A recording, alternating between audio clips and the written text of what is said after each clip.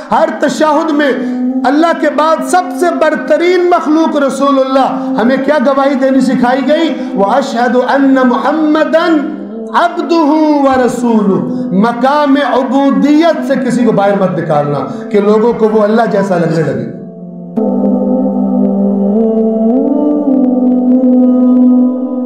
ہر تشہد میں اللہ کے بعد سب سے برترین مخلوق رسول اللہ، ہمیں کیا گواہی دینی سکھائی گئی؟ وَأَشْهَدُ أَنَّ مُحَمَّدًا عَبْدُهُ وَرَسُولُهُ۔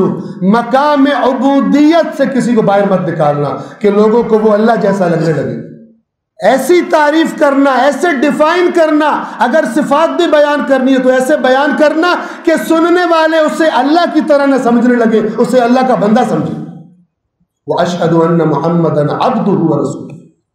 تو یہاں پر امام کے پاس جب خبر پہنچی تو فرمانے لگے انی عبد من عبد قن ابن امت، میں تو ایک غلام ہوں، ایک غلام میں محض کا بیٹا اور ایک کنیز کا بیٹا، یعنی اللہ کے غلام اور اللہ کی کنیز کا بیٹا، اپنے بابا اور اپنی والدہ کے بارے میں کہہ رہے ہیں۔ میں بھی غلام، میرا باپ بھی اللہ کا غلام، میری ماں بھی اللہ کی کنیز۔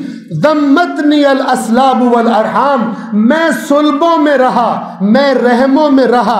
وانی لمیت، اور یقیناً مجھے موت آئے گی، یعنی جو یہ بات میرے بارے میں کہہ رہے ہیں جھوٹ بول رہے ہیں اگر ایسی بات کرتے ہیں کہ ہمیں موت نہیں آنی۔ وانی لمیت، قرآن نے رسول پاک سے خطاب کر کے فرمایا انک لمیت وانہم میتون، آپ کو بھی موت آنی ہے اور آپ کی مخالفت کرنے والوں دوسروں کو بھی موت آنی ہے۔ نص قرآن ہے، وہی لفظ استعمال کیا امام نے، وَإِنِّي لَمَيِّتٌ، سنیے گا بس تمام کر رہا ہوں، اور یقیناً مجھے موت آئے گی۔ وَإِنِّي لَمَبْعُوثٌ، یہ وہی بات کرنے لگے ہیں جو سورہ آل عمران کی آیت نمبر 116 اور 17 اور 18 نے بتائی ہے۔ وَإِنِّي لَمَبْعُوثٌ، اور پھر یقیناً مجھے دوبارہ اٹھایا جائے گا، مرنے کے بعد مجھے دوبارہ زندہ کیا جائے گا۔ ثُمَّ مَوْقُوفٌ، پھر مجھے روکا جائے گا۔ ثُمَّ مَسْئُولٌ، پھر مجھ سے سوال کیا جائے گا۔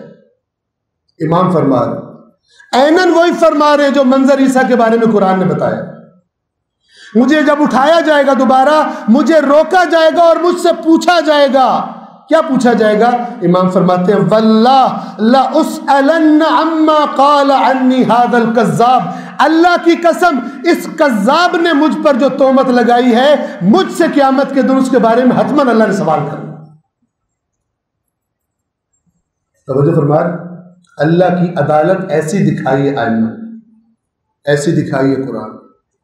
تو جب یہ ہستیاں جن کی ساری عمریں اللہ کی اطاعت و عبادت میں اور اس کے کام کی ترویج کرتی گزری ہیں، ان کو بھی حق نہیں ہے کہ کوئی ان کی محبت میں ان کے سامنے ایسی بات کرے اور یہ خاموش ہی رہ جائیں۔ ان پر واجب ہے کہ یہ اظہار کریں اپنی برات کا اور اس کو بتا دیں کہ تمہارا ہمارے ساتھ کوئی تعلق نہیں ہے۔ اللہم، مولا نے کیا فرمایا؟ اللہم انی بریء من الغلاة کبراءۃ عیسی ابن مریم من النصارى، میں ایسے ہی بری ہوں غالیوں سے جس طرح عیسیٰ کی برات ہے نصارہ کے ساتھ جنہوں نے ان کے بارے میں غلط کیا۔